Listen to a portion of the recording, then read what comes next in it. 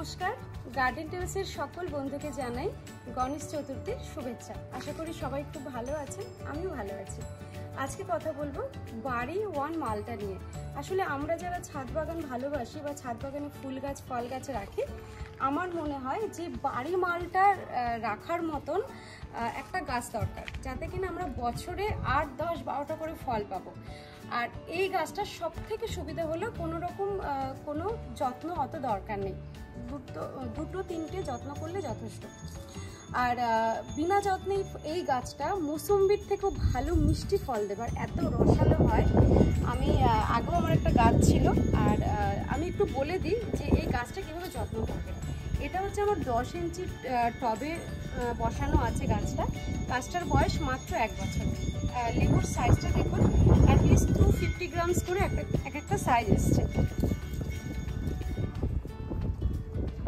250 গ্রাম করে একটা সাইজ এসছে।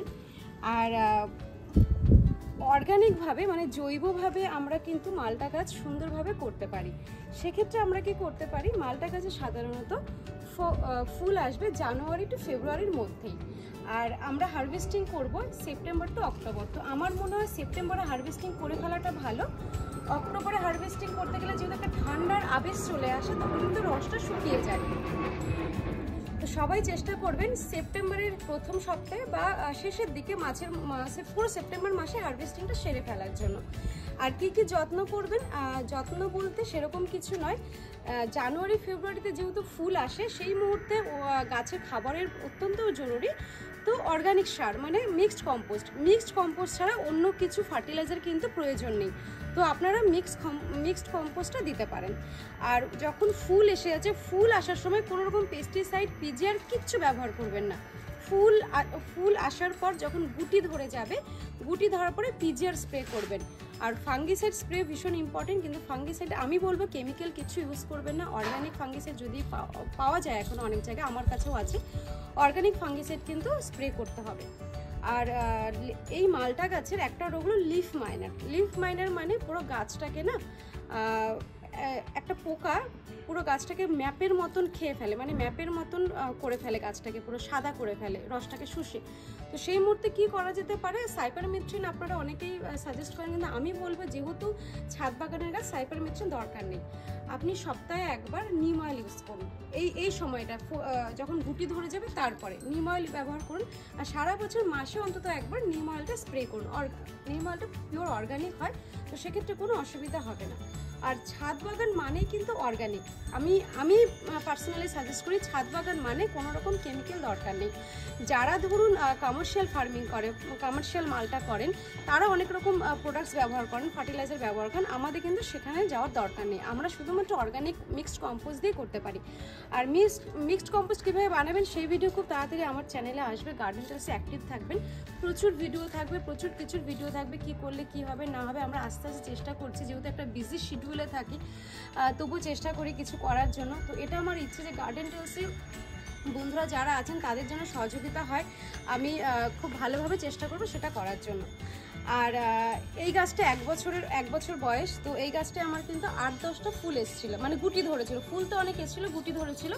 তো সেক্ষেত্রে হয়তো 4টে আপাতত রয়েছে, তো 4টেই কিন্তু অনেক ওজনের হয়েছে। তো চলুন আমরা একটু হারভেস্টিং করে নিই। নিজের হাতে নিজের ছাদ বাগানে বাড়ি ওয়ান মালটা হারভেস্টিং করবো, এর থেকে খুশি কিছু নেই। তো যারা লেবু ভালোবাসেন তারা কিন্তু হামেশা এটা নিজের ছাদ বাগানে 2টো হলেও গাছ বসাবেন, আমি বলছি।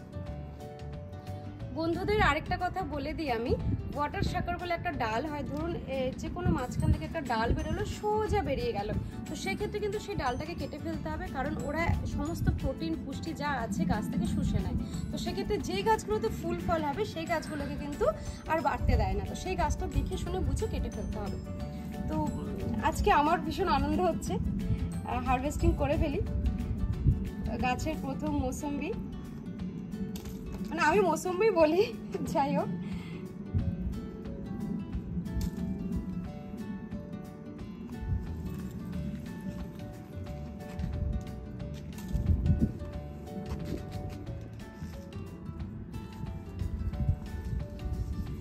আজকে গণেশ চতুর্থীর দিন, নিজের ছাদ বাগানের মৌসুম্বি মৌসুমি হারভেস্টিং। ভীষণ ভালো লাগছে, আনন্দ লাগছে মনে। আর আরেকটা কথা হলো প্রুনিং। এই নতুন গাছের প্রুনিং দরকার নেই, আমি কিন্তু প্রুনিং করব না। এই গাছটা যখন 2-3 বছর বয়স হবে তখন আমি প্রুনিং করবো। প্রুনিং কোন গাছটা করবো, যেখান থেকে আমি ধরুন এই লেবুটা ধরুন আমি এখান থেকে কেটেছি, তো এই গাছটাকে আমি প্রুনিং করে দেবো। তো এখন আর আমি প্রুনিং করব না।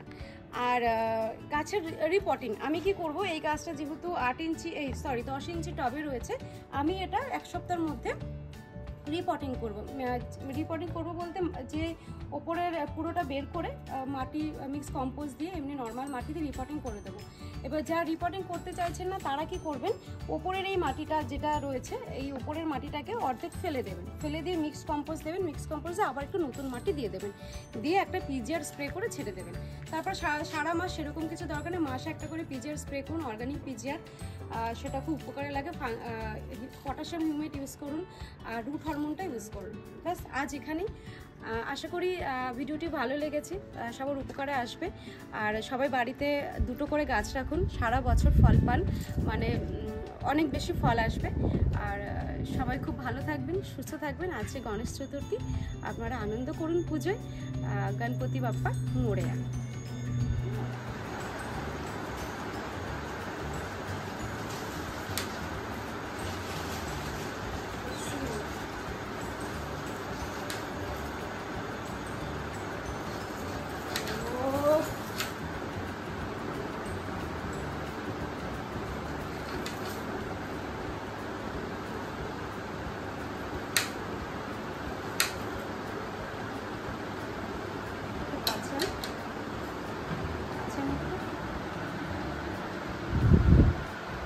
মালটাটা আমি মালটাটা নিয়ে এসেছি, শুধু রসটা দেখুন।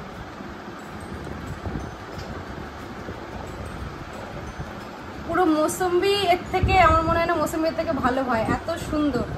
তো সেই জন্যই বলছি মালটা কিন্তু বাড়িতে আপনারা ছাদ বাগানে 2টো গাছ হলেও বসান, একদম যত্ন নেই, শান্তিতে 2টো গাছ করতে হবে না, কিন্তু বছরে 8টা 10টা 20টা মতন ফল পাবেন। যত গাছ বড় হবে তত ফল দেবে। আর যাদের উঠোনে আছে তাদের তো আমার নিজের দেখা, প্রচুর মানুষের বাড়ি উঠোনেও রয়েছে, প্রচুর ফল দেয়।